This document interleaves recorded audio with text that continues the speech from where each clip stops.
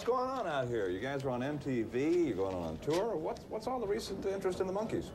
Well, you've just said it. The tour We've been and on MTV and all the recent interest in the Monkees. It's, I think, probably, you know, most things in this business are kind of cyclic. They tend to come around in circles. I know I am. Yeah, he cycles to work every day.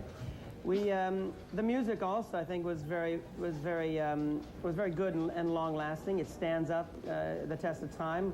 Songs were written by Carole King, Neil Diamond, Harry Nilsson, Paul Williams, Carol Bayer Sayer, so they stand up. And the show, I think, also stands up because the humor wasn't topical and it wasn't satirical, so it stands up, like the Marx Brothers. Well, I guess you guys could be considered, what, the first music video, too? I mean, that's not far off the track, is it? No, I think that that's a fair evaluation, isn't it? Me? Or a so-so evaluation. The Monkees are back on the charts and out on a 4-month tour, and they told us how it feels. No, I'm scared to death! Whereas I am cool, calm, and collected.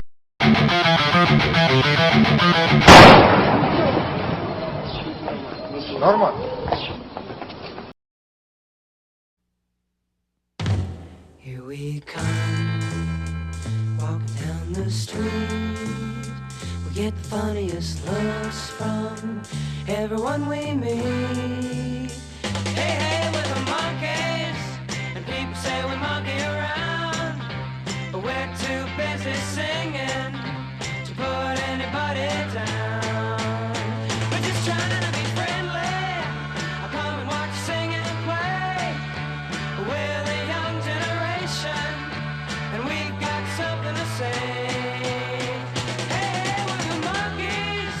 You never know where we'll be found, so you better get ready. We may be coming to your town.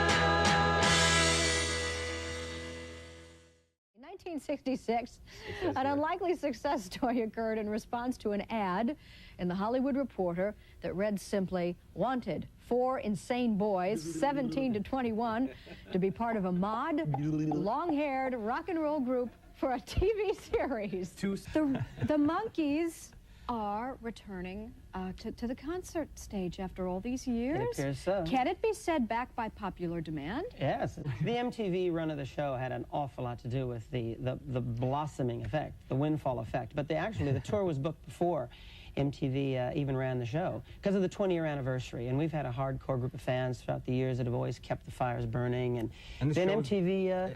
and the show runs every once in a while. My turn? The show had ran for a long time, you know, in syndication. It was Sorry, he took up some of your time. My turn. Your turn, Davey. Was that The Monkees' 10th studio album, Pool It, released in August of 1987, is even by the lowest 1980s standards an abomination and a crime against humanity. With 3 of the Monkees, Mickey, Davey, and Peter, having reunited the previous year for a 20th anniversary tour, capitalizing on a resurgence in popularity following MTV's marathon airing of the Monkees TV show from the 1960s, it made sense for the band to record a proper reunion studio album. Or did it? In spite of a wave of 60s nostalgia, the 1980s were not kind to 60s bands trying to recapture their former glory and target a younger audience. Ever since that goddamn Bryan Adams Summer of '69 song, everyone suddenly had a hard-on for hippies, Woodstock, and anything related to the flower power decade.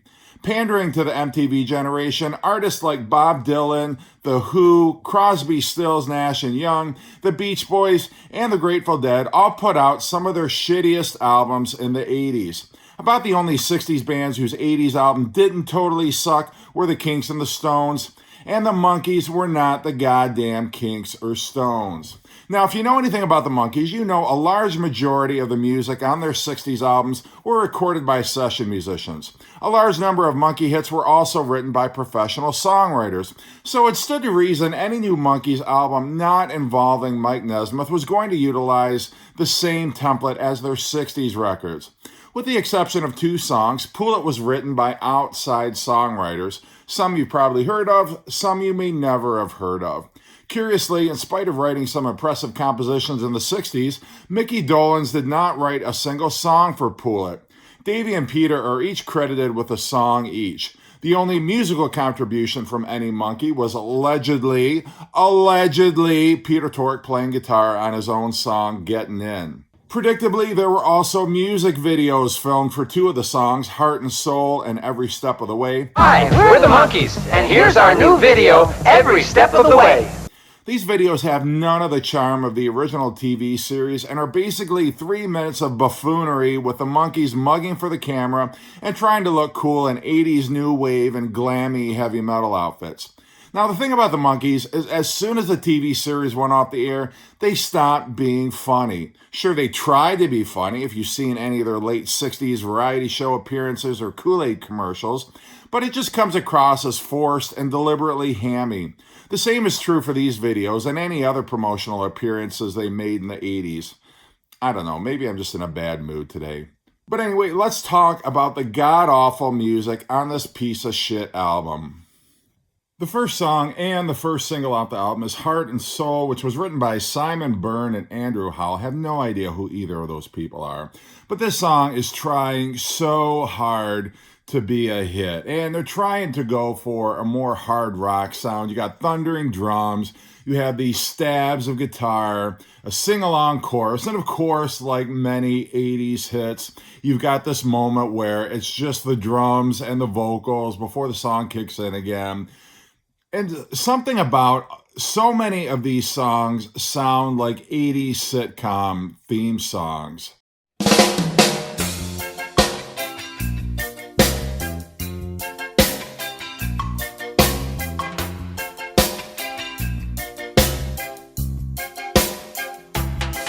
There were tears in her eyes when she gave me the news last night.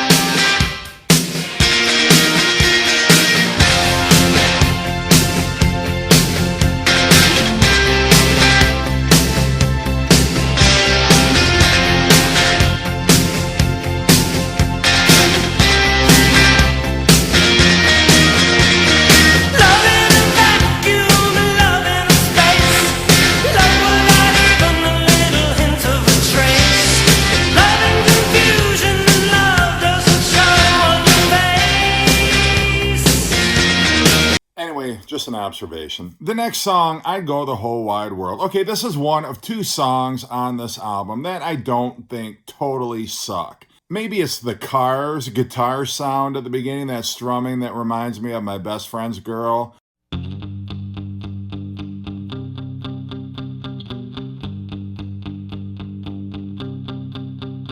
And yeah, it's got cheesy 80s drum, a cheesy 80s production, but the song itself is not awful, so I'm kind of going to give this one a pass. Next song, Long Way Home, and this sounds, again, like a goddamn sitcom theme song, but it's sung by Davy Jones, and immediately it's like, yeah, this is Davy Jones material.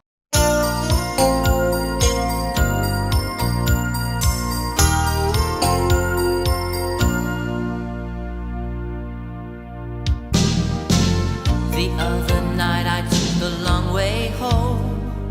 I passed the old schoolyard. It was written by Dick Eastman, no idea who that is, and Bobby Hart. Yeah, Bobby Hart, the voice and heart, that heart. But it's a cheesy, pandering to the female audience song by Davy Jones. The 80s drums are just overpowering. It's really nothing more than just a sappy Davy Jones ballad. Okay, the next song is Secret Heart, and it probably will not shock you to learn that the songwriter, one of the songwriters on this song is Martin Page, who's responsible for writing some songs for Starship. When people talk about how terrible 80s production was, it's a song like this that you can point to. Those synthesizers at the beginning of this song make me want to vomit.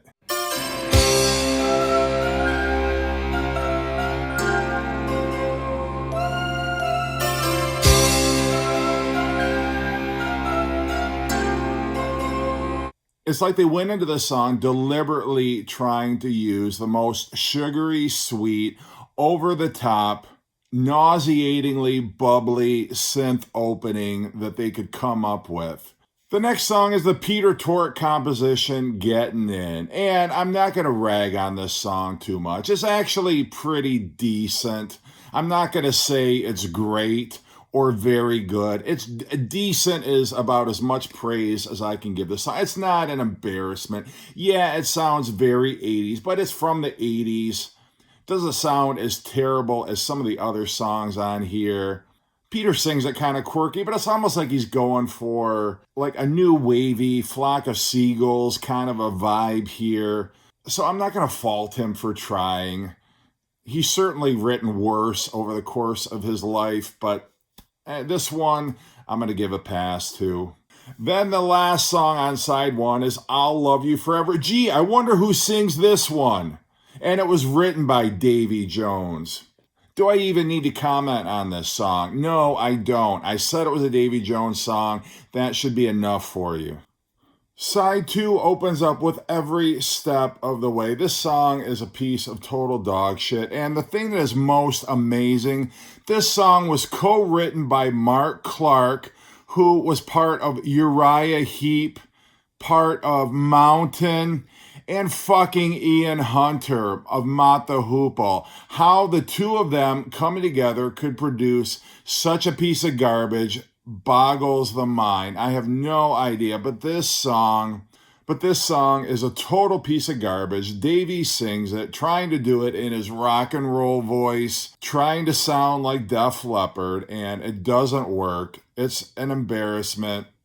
Let's move on. Midnight sounds like a smooth jazz song with lyrics. It also sounds like a sophistopop song, which is very popular at the time. Bands like ABC and Spandau Ballet and the Style Council. Again, the 80s production just drags this song down. And it wasn't a great song to begin with, but the 80s production, again, is just so overwhelming. It immediately dates the song. And Mickey tries to give it a great soulful vocal, but again, it's just kind of forgettable.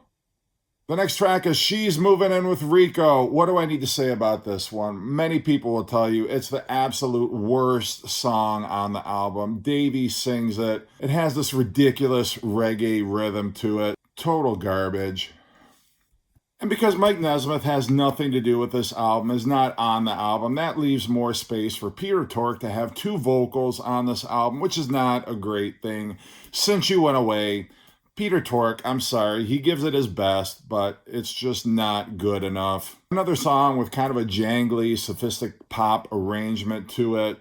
I'd give it a 3 out of 10. Could be that you're the one that was on down. 'Cause the plans have grown, the dog came home, the bills are all getting paid.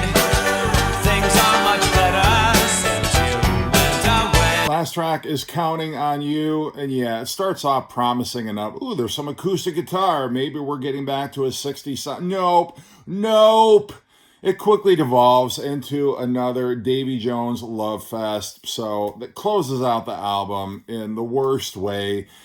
Hey, listen, I am a Monkees fan. I am, but this album is a pile of garbage. There's one or two good songs, and if you're a huge Monkees fan, there's probably enough here for you to enjoy, but it is nothing even remotely close to their 60s work.